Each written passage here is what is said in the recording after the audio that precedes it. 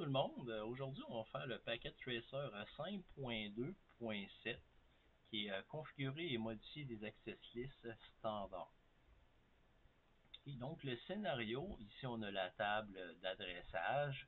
On a un réseau fonctionnel. Donc, tout le monde devrait être capable de parler à tout le monde. Et là, après, on va restreindre avec des policies.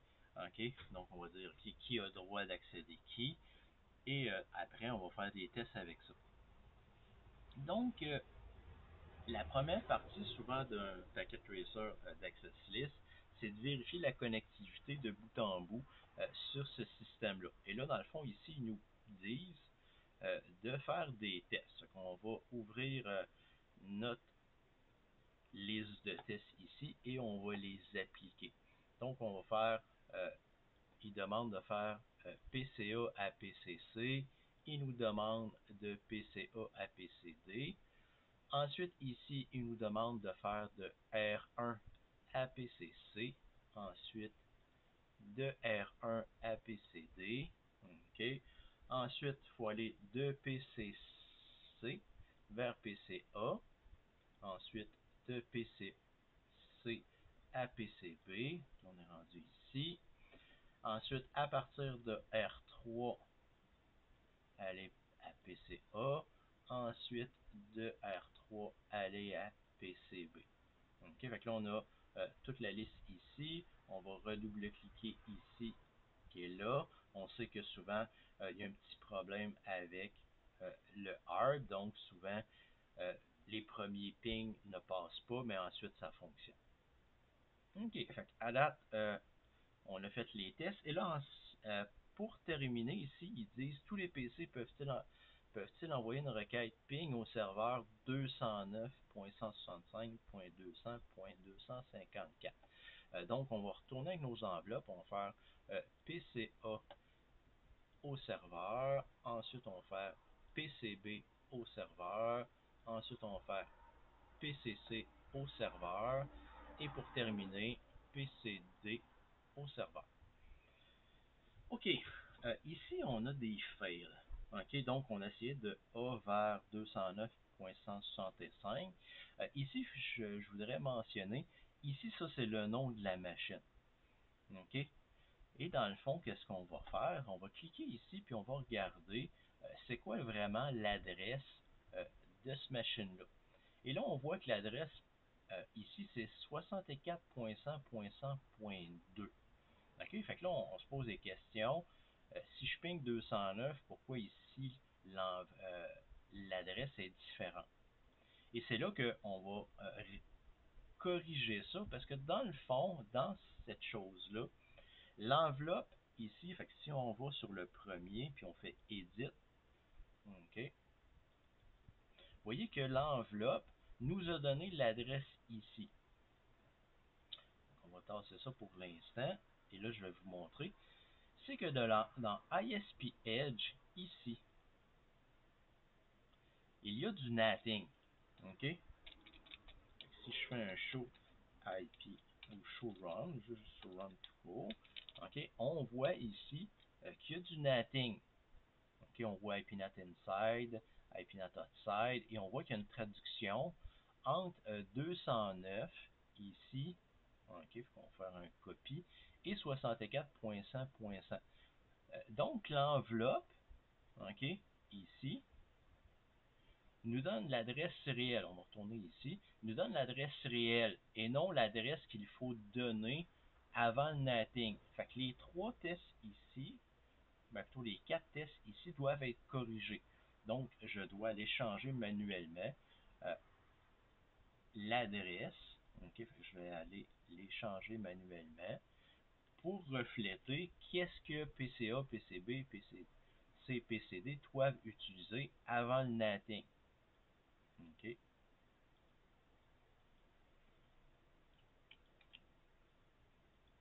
À partir de là, les tests vont être réels. Okay? Si on avait fait ça à partir du command line, on n'aurait pas eu ce problème-là.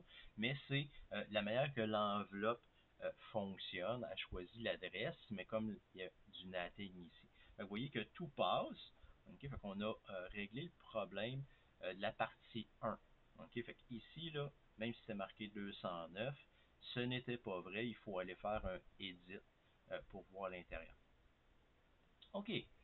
Donc, la première access list qu'on veut mettre ici, OK, c'est, vous voyez ici, c'est sur R3. OK, fait donc, on va aller dans R3.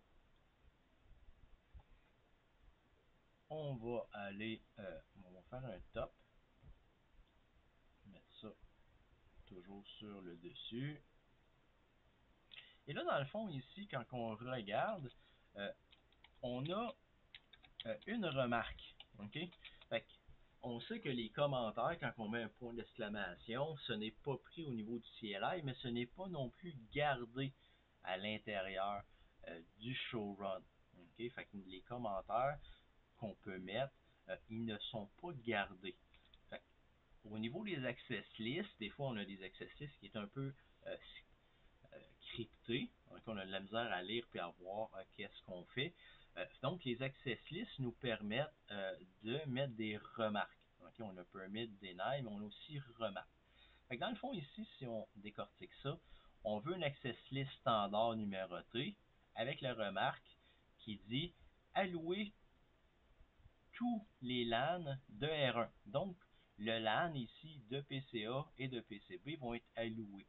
OK, fait ici, on a dans le fond, si on retourne en haut complètement, au niveau des LAN, on a .10, .20, .30 et .40.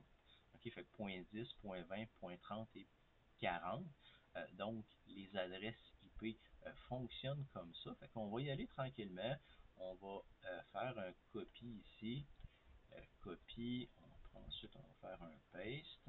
OK, donc on vient de rentrer une remarque. Ensuite, ils veulent qu'on fasse un permit. Donc, ils veulent qu'on alloue 192.168.10.0 avec le masque .2555. Donc, ça, c'est le LAN du PCA qu'ils veulent qu'on laisse passer. Ensuite, ils veulent qu'on fasse un permit avec le LAN du PCB. Donc, comme ça. Et ensuite, OK, donc on a permit. On a un deny implicite, mais ils veulent qu'on en rajoute un pour être capable de compter les mauvais accès. Dans le fond, on veut être capable de voir qui essaie d'accéder malgré le fait qu'il n'y a pas le droit. En d'autres mots, est-ce que PCC devrait avoir accès à PCD, etc., etc. Donc, on fait les tests comme ça. Ensuite, bien entendu, j'ai une access list, fait que je peux faire do show access list. Okay. À partir de là, vous voyez que j'ai une access list standard numéroté 1 avec 3 entrées. À partir de là, je vais l'appliquer sur une interface. Okay. Et dans le fond, ils veulent limiter les accès. Donc, si je retourne ici, je fais un mouse over. Vous voyez ici G00 et ici G001. Donc, ils veulent limiter les accès sur PCC. Donc, il faut le LAN ici sur PCC. Je vais aller dans l'interface et je vais mettre IP Access Group. L'access list est numéroté à 1 et on veut le mettre en sortie. Fait que les paquets vont arriver. Quand ils vont arriver sur R3, s'ils sortent sur le LAN ici, ils vont être bloqués. À partir de là, je peux sortir de là et faire mon test. Et là, bien entendu, je peux faire mon show access list. OK, là, on voit mon access list avec les 3 entrées. Ensuite, on sait que je peux faire un show run, OK, comme on fait souvent. OK, et dire include access, include, avec un ou, interface. Et là, à partir de là, on voit que j'ai un access list numéroté à 1 avec une remarque, 2 permits, 1 deny. Et cette liste-là, 1 elle a été mise sur l'interface Gabit 000. OK. Alors, on peut même faire un show IP interface. Donc, show IP interface G0/0/0. Ça va me permettre de voir si j'ai des access lists. Vous voyez, outgoing access list 1, inbound, j'ai rien en entrée. Ok, fait ici, j'ai quelque chose. Si on fait la même chose avec IPv6, ok, on voit que j'ai rien de configuré en IPv6. Ok, donc tester la liste de contrôle d'accès pour voir si elle autorise le trafic entre 10 et 30. Ok, fait que dans le fond, si je reviens ici, ok, entre 10, ok, ça c'est de A à C. Si je refais ça, ok, est-ce que ça le laisse passer? Ici, est-ce que ça le laisse passer? Laisse passer, laisse passer. Donc là, je peux refaire mes tests à ce niveau-là. Ok, fait que de A vers C, ça fonctionne.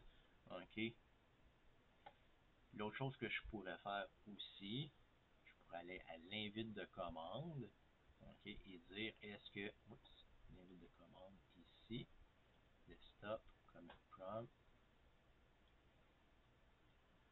et là je pourrais dire, parce que dans le fond, je laisse passer 10-20, ok, donc si je fais un ping sur mon PC C, qui est 192.168.30.3, ok, est-ce que ça fonctionne? Et la réponse est oui. Là, je vais conserver cette commande-là. Copie. De PCB, on devrait avoir la même fonctionnalité.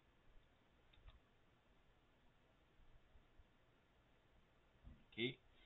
De PCD,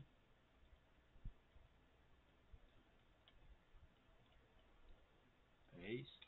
OK. Et là, on voit Destination Unreachable. OK. Pourquoi? Parce que dans le fond, ici, j'ai permis 10, donc A. J'ai permis .20, donc B passe, mais je n'ai pas permis PCD de rejoindre. OK, on voit allô les LAN de R1, ben c'est ça qu'on a fait. OK.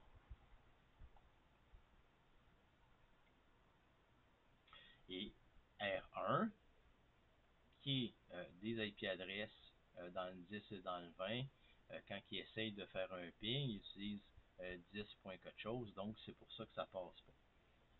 OK, fait qu'on a prouvé que notre access list fonctionnait.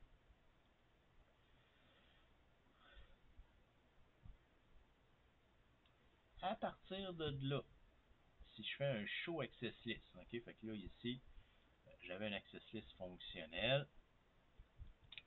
Si je fais un show access list, on voit que il y a eu des matchs à partir de PCA, ça a fonctionné. Okay. Notre PCA ici, ça a fonctionné. À partir de notre PCB, ça a fonctionné aussi. Deuxième rentrée, la ACE ici.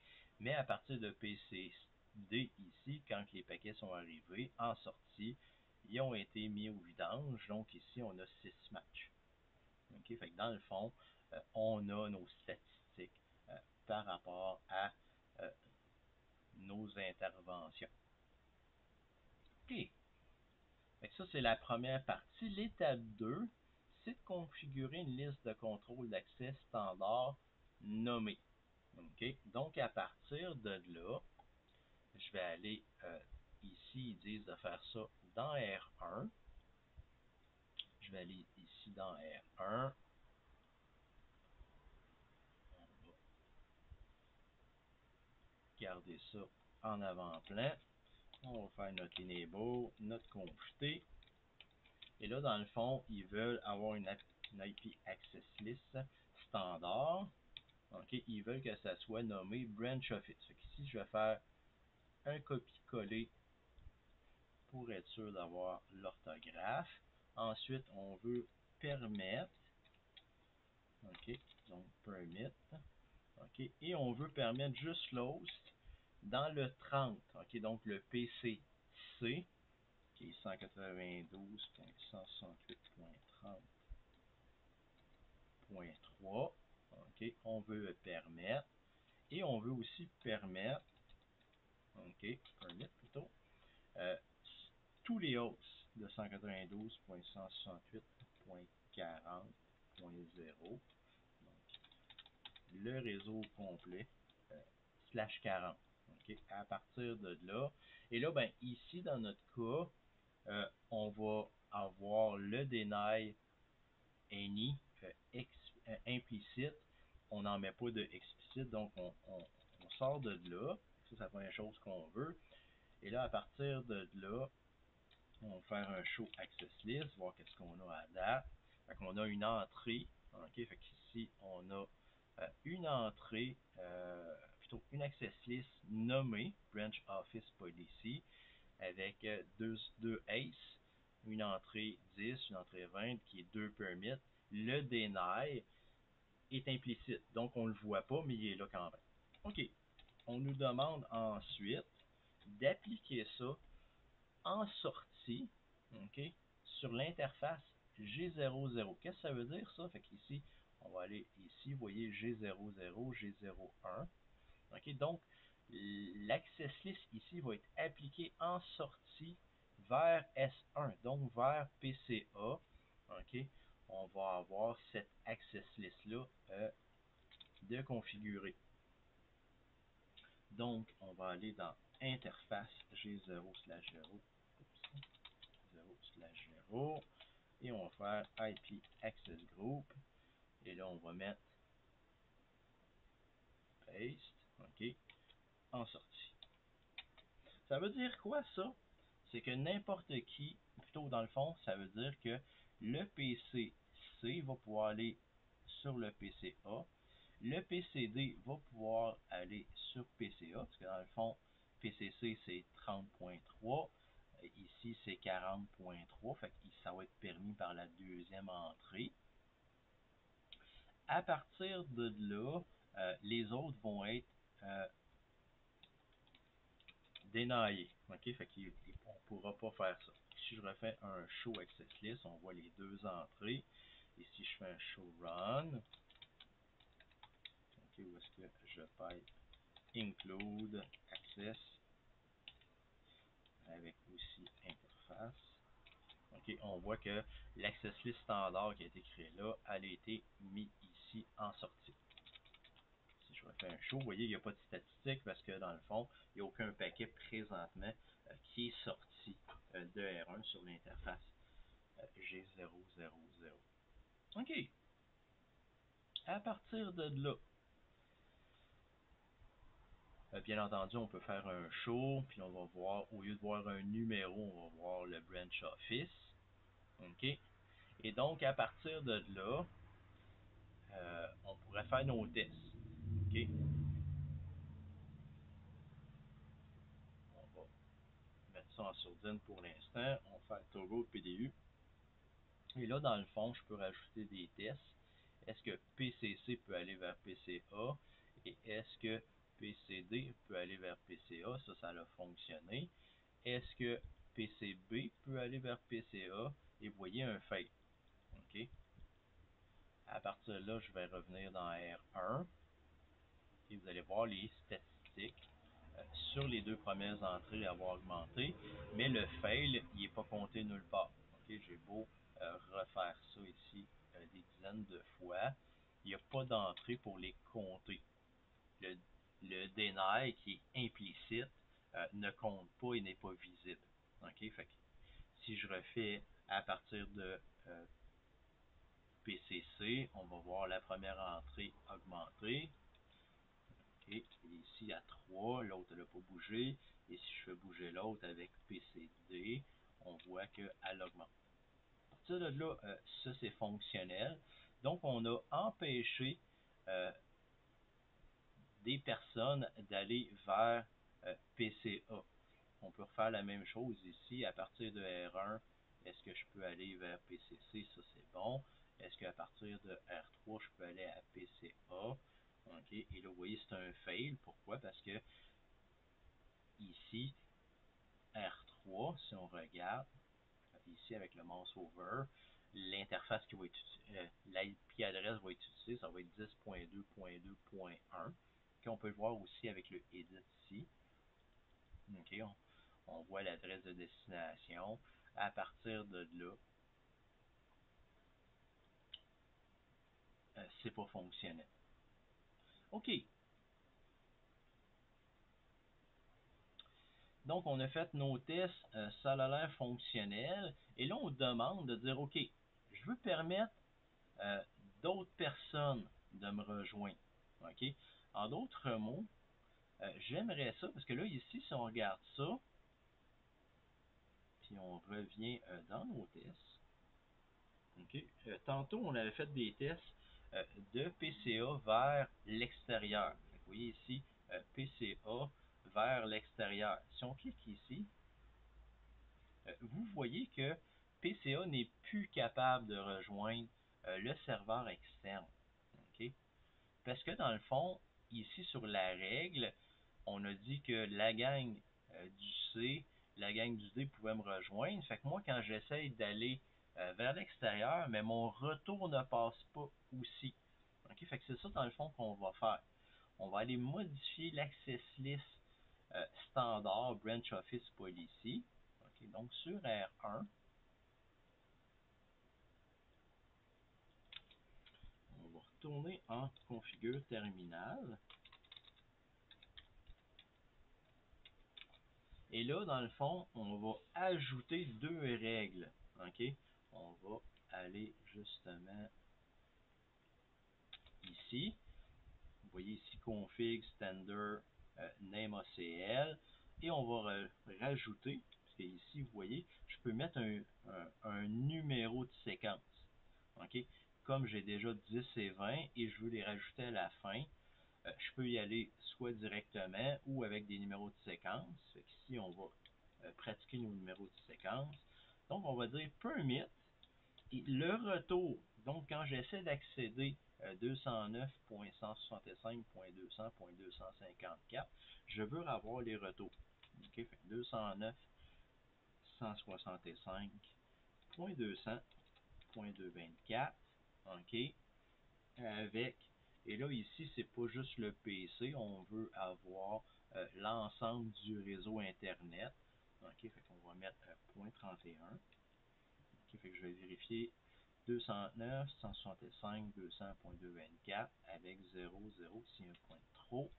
OK, et ensuite on veut compter les mauvais accès. OK, donc les accès qui ne sont pas autorisés, on veut les compter. Fait que c'est là qu'on va mettre un deny, any, qu'on dit explicite. OK? À partir de là, je vais sortir de là. Je vais faire mon show access list et là, vous voyez que j'ai plusieurs entrées. J'ai deux entrées supplémentaires. En d'autres mots, quand je vais cliquer ici, PCA vers l'extérieur, ça va être successful. Et on va voir la ligne 30 va augmenter. OK? Fait que je vais refaire le show access list et vous voyez, la ligne 30 augmente. Pourquoi? Parce que dans le fond, nos paquets pouvaient sortir, mais la réponse, quand elle revenait, elle ne pouvait pas rentrer parce que la ligne 10 permettait le réseau 30, la ligne 20 permettait le réseau 40, mais il n'y avait aucune entrée qui permettait le retour de 209.165.200. OK, fait qu'ici, on n'avait pas d'accès. À partir de là, j'ai ça qui est fonctionnel. À partir de là, si je fais un accès avec d'autres, ok, donc si je fais accès de PCB vers PCA, ok, PCB, si je refais ici des fails, ben là on va voir que c'est le 40 qui les catch. Ok, fait que tantôt, plutôt il y a quelques minutes, on ne pouvait pas voir les fails, parce que il n'y avait pas d'entrée explicite. Et là, ben là, à cause de notre entrée explicite, ben, on est capable de les compter. OK? Fait que ça nous permet de voir justement comment modifier des access lists OK, à partir de la numérotation. En d'autres mots, je pourrais rajouter une entrée, OK, entre les deux ici, et à partir de là, je pourrais utiliser genre le numéro 15, et là, ça l'insérerait entre les deux, 10 et 20, une entrée. Si on les a rajoutés à la fin, en utilisant le numéro 30 et 40, on aurait pu utiliser le numéro 30 et 31, ou 21 ou 22. Donc, l'important, c'est l'appositionnement. OK? Ces chiffres-là, OK, quand ils sont modifiés, OK, si je prends, j'aurais rajouté 11, 12, 13 et 14, ils vont rester à 11, 12, 13 et 14 jusqu'à temps que je reboot à 1. À partir de là, ils vont se replacer à 10, 20, 30, 40. J'espère que ça vous a fait comprendre un peu comment fonctionnait l'insertion d'entrée dans un access list existant. Merci, à la prochaine.